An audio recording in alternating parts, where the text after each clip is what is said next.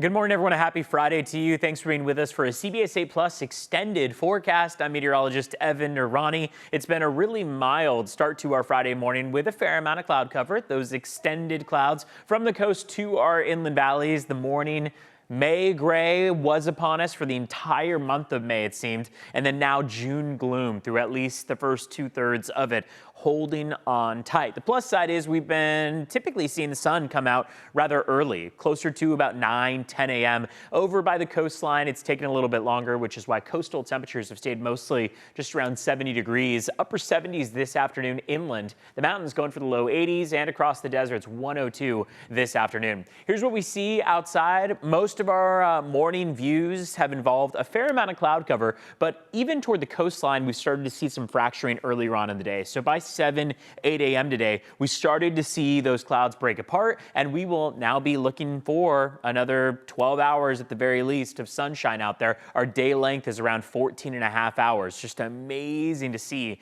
those days continue to remain very long. We're only losing a couple seconds each day as we've passed the summer solstice. We're losing day length, but it's so minuscule that we'll get to enjoy these 14+ hour days for at least another month or so. One thing that I do want to take you to is our wind gust forecast, and that's because a wind advisory is in effect for our local deserts. It's going to stay in effect all the way through Sunday, and what it plays into is this huge uptick in wind speeds and wind gusts for areas like Borrego Springs and Ocotillo Wells. 52 miles per hour for our wind gusts by the time we get to this afternoon and evening, 5:25 or so. Along the coast and inland, we're between about 10 and 15 miles per hour, in some spots between 15 and 20 miles per hour, and those winds only continue to climb through the weekend. Saturday by 5 p.m., 55 miles per hour. Going into the evening stretch, you might have seen that jump into the 60-mile-per-hour range. So it's going to be intense out there. High temperatures are going to be in the 70s. This is a strong push of onshore flow, so